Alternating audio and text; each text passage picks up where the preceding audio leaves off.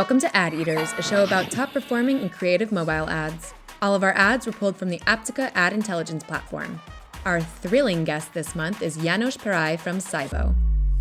Here are 5 mobile ads for action and arcade games that we gave a high score.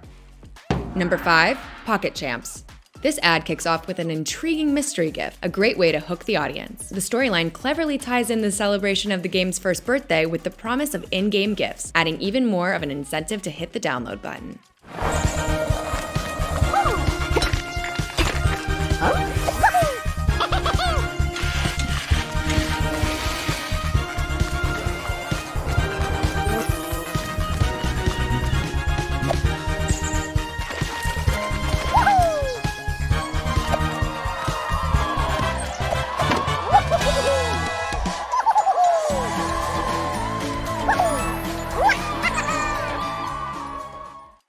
Number 4, World of Tanks Blitz. By focusing on the game's strategic elements and presenting a high-stakes ambush scenario, this ad does a great job of building tension. The transition to the pack shot smoothly highlights the game's customizable skins, adding another layer to the narrative.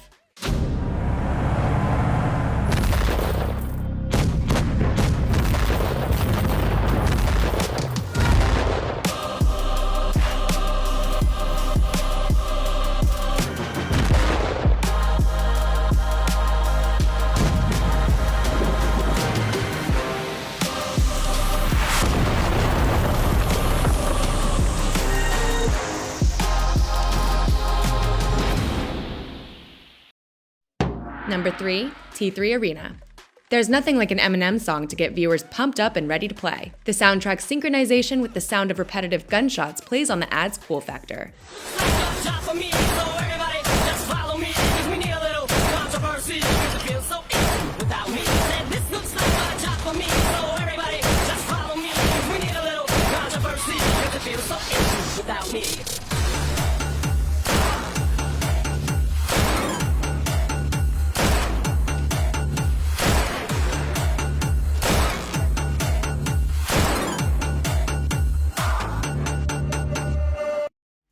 Number 2, Autogun Heroes. This ad begins explosively, using a tried-and-true method of catching attention. Along with its focus on progression, the concept includes the effective choice technique that delivers consistent results. Triple kill.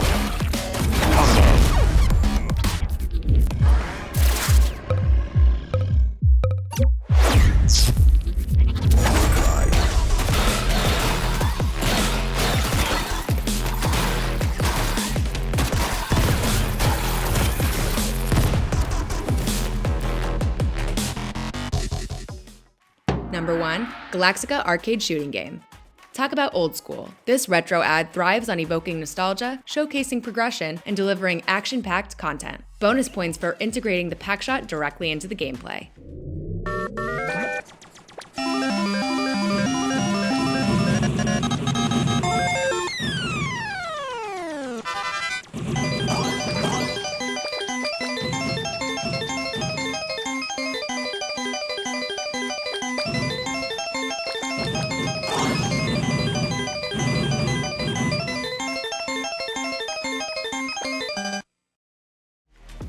And now on to our interview with Janos from SYBO. This is Janos from SYBO. We are the company behind the well-known game Subway Surfers. There, I'm responsible for the performance marketing team. Our current best-performing creative is actually for one of our titles that we recently launched, that is called Subway Surfers Blast. The ad is called the Cinematic Jake ad, which is actually an iteration of our cinematic trailer.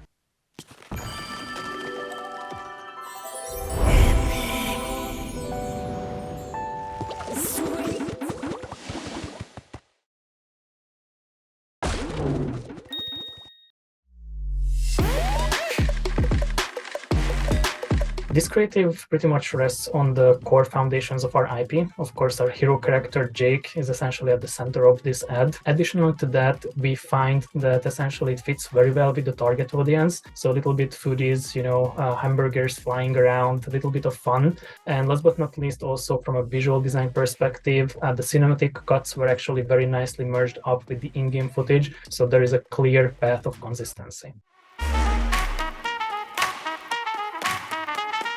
So specifically for the Subway Surfers Blast ad, we are pretty much relying on three key pillars. The first pillar is, of course, evolving and understanding how our IP Subway Surfers can be leveraged for this. We have quite a rich world to build upon. The second key building block for us is, of course, understanding player motivations. There are a number of different models that understand from satisfaction, frustration, accomplishment, social connection, and so on. And of course, these motivations are always a key drivers of the script to understand what really makes people tick and makes people engage with the advertising. The final building block, pretty much building on the general industry trend, of course, evolves around user-generated content. Let it be individual micro-influencers, larger influencers. So something that is fresh, something that is new and is actually available, and it's a main trend currently in our industry and in the media channels, which are most used by our target.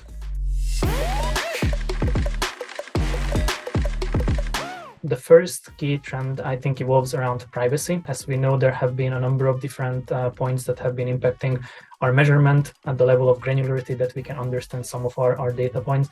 And of course, that changed how we operate as our business models. I think the general trend following the previous thought of the user-generated content is around snackable content, something that is easy to pick up light, has a lot of intuitive elements. So it's not something where we build an ad which looks very beautiful, amazing visuals, high fidelity, but at the end of the day, people don't really understand what they just seen. The third and final very interesting and key area impacting not just acquisitions, but in generally the technology space is, of course, the emergence of the generative AI and the different kind of AI tools and systems.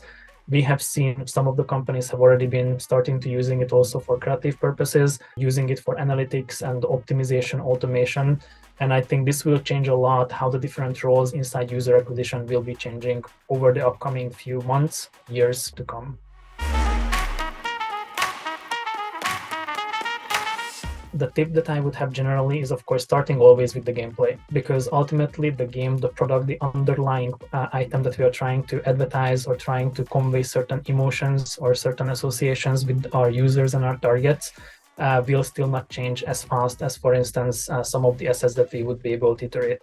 Once we essentially explored all the options how to enrich the gameplay, let it be with some visual tics, let it be maybe creating certain custom content, I would argue not to use, of course, misleading content in our advertising, but I think there could be a fine line between an ad that is misleading and an ad that provides, for instance, a natural evolution of what a game could grow to be. The next element would be more the open innovation. And of course, innovation can come from all different sources. It could come from in-house brainstorming, external benchmarks, competitive analysis, and of course, last but not least, the users themselves, user-generated content, essentially understanding communities, how they interact.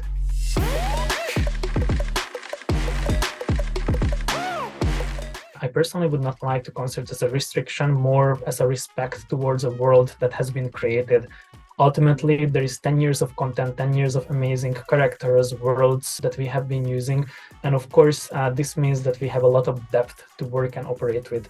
So to say, complete wildcard experimentation. So coming up with really out of the box, really out of the world ideas might be limited to a certain extent. Having said that, this is essentially, I think, for the best benefit of the game itself and also the advertising. Since if we take something which is really out of scope, it's going to distort the image and actually in the long term might damage the brand that have been built up over years. First and foremost, when talking about brands and essentially maintaining brands over an extended period of time, I think it is important to understand that this has to be a strategic focus. Once we have this type of a strategic focus and we understand it from all the different use cases and the elements, of course, the way you can keep it attractive and evolving is simply following the intuitions of the organization, how we think the IP could grow and evolve, and at the same time, of course, still staying in close touch with the users themselves.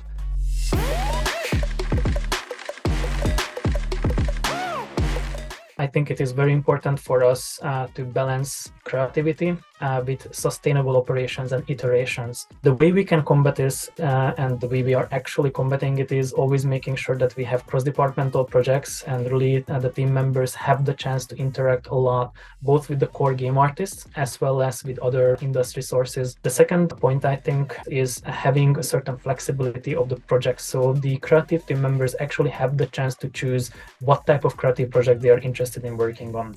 This way, there is an interesting motivation. Despite it is still the same brand, maybe it will be a different aspect that they will be working on. We do partly work with outsourced providers as well as in-house. Specifically for user acquisition and paid acquisitions, we have split up the task based on the caliber of the ads that we are producing. So ads that are a little bit higher production value, little needs to be closer with the product team and having very rapid and iterations and understanding of respecting the IP.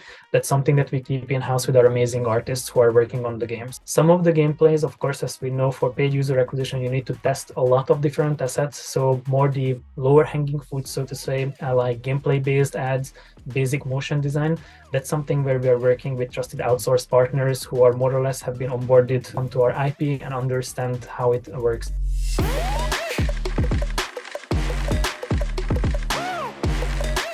The key foundation, as far as I'm concerned, of course, outside the obvious things like trusting the partners, vetting them correctly, is a very transparent information flow. I do understand corporate confidentiality, and of course, there are certain things that we are just not allowed to disclose. But the more information we share and the more we treat them as internal partners, the more successful it will be. We need to understand that in our current day of competition, we are no longer competing product against product. We are competing value chain against value chain. And the value chain does involve each and every partner who are included inside there. So the less information asymmetries there are and the more freely we can essentially work together, the better position we are in. Thanks for watching, and we'll see you next time.